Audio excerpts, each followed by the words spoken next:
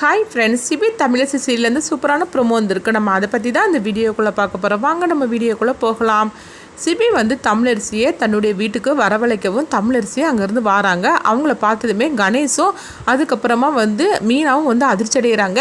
நீ எதுக்காக அங்கே வந்திருக்கிற அப்படின்னு சொல்லவும், அப்போ சிபி சொல்கிறாங்க, இங்கே பாருங்க மாமா, நான் தான் தமிழரசியை வர சொன்னேன் அப்படிங்கிறாங்க.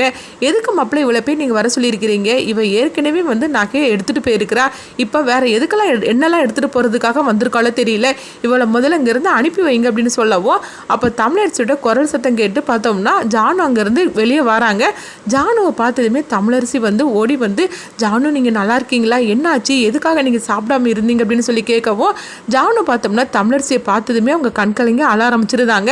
தமிழ், நீ வந்துட்டியா தமிழ், என்னை பார்க்கறதுக்காக நீ வந்துட்டியா தமிழ் அப்படிங்கும்போது, ஆமாம் மேடம் நான் வந்துட்டேன், சிபி சார் தான் என்னை அழைச்சிட்டு வந்தார் அப்படின்னு சொல்லவும், உடனே அவங்க ஜானு சிபியை பார்க்கும்போது அப்போ கணேஷும் மீனாவும் சொல்கிறாங்க, இங்கே பாரு, நீ ஒழுங்கு மரியாதை இந்த வீட்டை விட்டே போயிரு, நீ எதுக்காக அங்கே வந்திருக்கிற, இவளெல்லாம் வீட்டுக்குள்ளேயே சேர்க்கக்கூடாது, என்னத்தை நான் சொல்கிறது கரெக்டு தானா, நகையை எடுத்துகிட்டு போனவளுக்கு இங்கே என்ன வேலை இருக்குது, இன்னும் அடுத்து என்னென்னலாம் எடுக்கிறதுக்காக வந்திருக்காலோ தெரியல, ஒழுங்கு மரியாதை அங்கேருந்து போயிரு அப்படின்னு சொல்லவும், அடுத்து பார்த்தோம்னா ஜானு அவங்க கணேசையும் அவங்க மீனாவையும் பார்த்துட்டு இருக்கவும், அப்போ சிபி சொல்கிறாங்க, மாமா இதுக்கு மேலே ஒரு வார்த்தை கூட நீங்கள் தமிழரசியை பற்றி நீங்கள் பேசக்கூடாது அப்படின்னு சொல்லிட்டு இருக்கும் போதே அப்போது வெண்பா வந்துருந்தாங்க. அதே மாதிரிக்கு சிபியோட கேர்ள் ஃப்ரெண்டும் அவங்களுடைய பாய் ஃப்ரெண்டும் வந்துருந்தாங்க.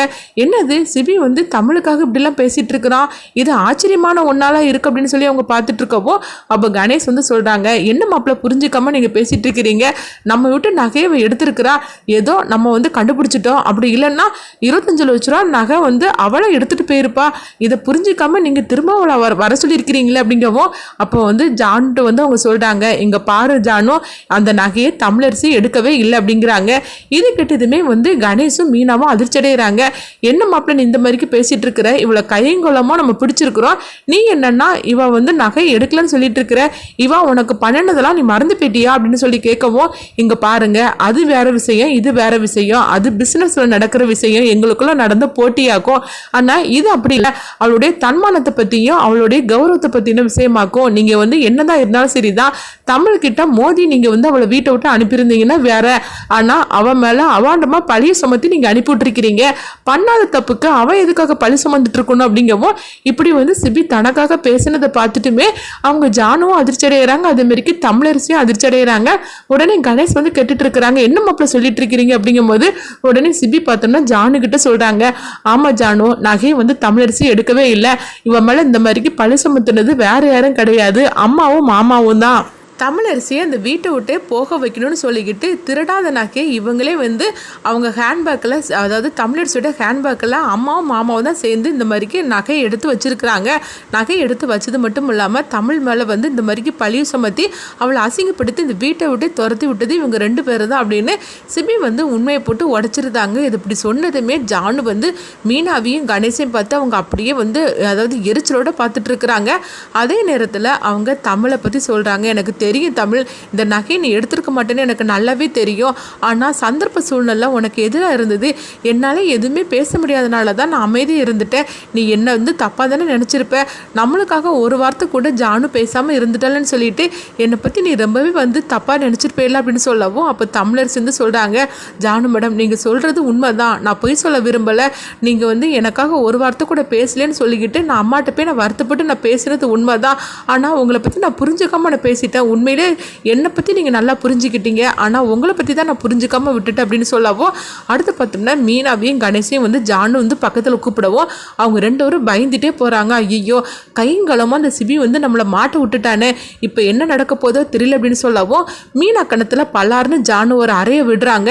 உனக்கு எவ்வளோ தைரியம் இருந்தால் நீ இந்த மாதிரிக்கு பண்ணியிருப்பேன் அப்படின்னு சொல்லவும், அடுத்து பார்த்தோம்னா மீனா சொல்கிறாங்க, ஆமாத்த நான் தான் வேணும்னே பண்ணினேன், இவன் அந்த வீட்டை விட்டு போகணும், இந்த ஆபீஸை விட்டு போகணும், அதுக்காக தான் இந்த மாதிரி நான் முடிவெடுத்தேன், என்ன இருந்தாலும் சரிதான், இவ யாரு எங்கிருந்து வந்தவனே தெரியாது, எங்க இருந்தோ வந்துக்கிட்டு இந்த சொத்தெல்லாம் மொத்தமா அவ கண்ட்ரோலோட வந்துட்டா நான் விட்டுருவேனா என்ன, என் பையன் எவ்வளவு வசதியோட வாழ்ந்தான் இன்னைக்கு, ஆனா அவன் ஒரு சாதாரண ஒரு சர்வரா அவன் வேலை பார்த்துட்டு இருக்கிறான், அதுக்கு காரணம் இந்த தமிழ் தானே, அதனாலதான் நான் கோவத்துல இந்த மாதிரிக்கு நான் பண்ணிட்டேன் அப்படின்னு சொல்லவும், இங்க பாரு நீ என்ன சொல்லியிருந்தாலும் சரிதான், இது ஏத்துக்கவே முடியாது, அவகிட்ட சிபி சொன்ன மாதிரிக்கு நீ நேரடியா மோதி அவளை இந்த வீட்டை விட்டு அனுப்பி விட்டுருக்கணும். ஆனால் இந்த மாதிரிக்கு செய்யாத ஒரு தப்புக்கு பழி சுமத்தி நீ அனுப்பி விட்றீங்க, உனக்கு கேவலமாக வெக்கமா இல்லையா அப்படின்னு சொல்லிட்டு மீனாவட்ட வந்து அவங்க திட்டுறாங்க. அதே மாதிரிக்கு கணேசையும் போட்டு வெளுத்து வாங்கிட்டு இருக்கிறாங்க.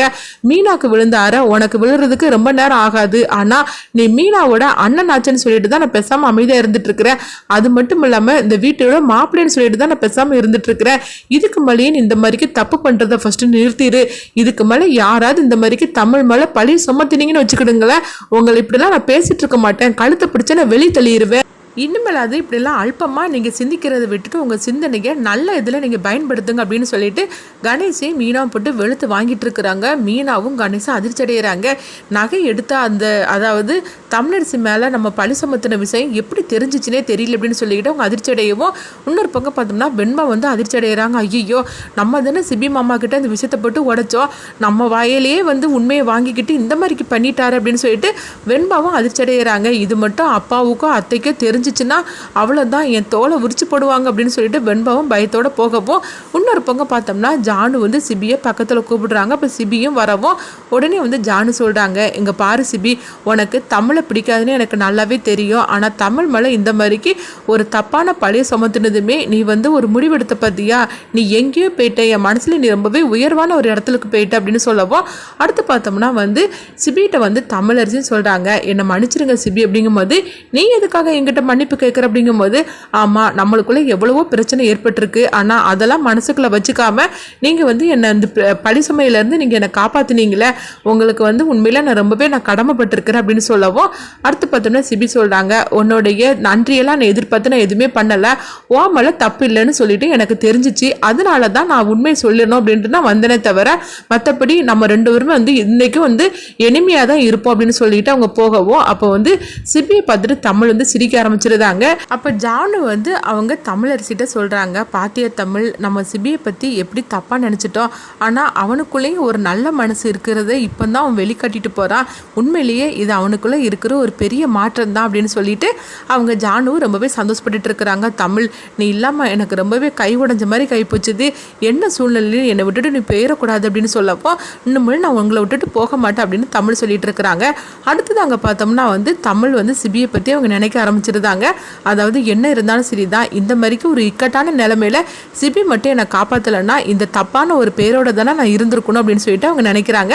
அடுத்து எங்கே பார்த்தோம்னா வந்து அதாவது சிபியோட கேர்ள் ஃப்ரெண்டை தான் காட்டுறாங்க. அப்போ சிபியோட கேர்ள் ஃப்ரெண்டு வந்து அவங்க கேட்குறாங்க, என்ன சிபி இந்த மாதிரிக்கு நீ முடிவெடுத்துட்ட, தமிழ் தான் வீட்டை விட்டே போயிட்டாளா, உனக்கு தான் அவளை கண்டாலே பிடிக்காதுல்ல, அப்புறமா எதுக்காக நீ இந்த மாதிரிலாம் பண்ணுன, அவள் வீட்டை விட்டு போயிட்டான்னு சொல்லிட்டு பேசாமல் இருக்க வேண்டியது தானே, உனக்கு இது நல்லது தானே அமைஞ்சிருக்கும் அப்படிங்கவும் உடனே சிபி சொல்கிறாங்க, இல்லை என்ன இருந்தாலும் சரிதான், தமிழ் வந்து எனக்கு வந்து பிடிக்காதவ தான், ஆனால் அதுக்காக அவள் பண்ணாத தப்புக்கு அவன் எதுக்காக பழி சுமந்துட்டு போகணும், அதனால தான் நான் அந்த மாதிரிக்கு பண்ணணும் அப்படின்னு சொல்லிட்டு இருக்கிறாங்க. அடுத்துதான் அந்த கதை என்ன மாதிரி கொண்டுட்டு போக போகிறாங்கன்னு சொல்லி நம்மளும் வெயிட் பண்ணி பார்க்கலாம்.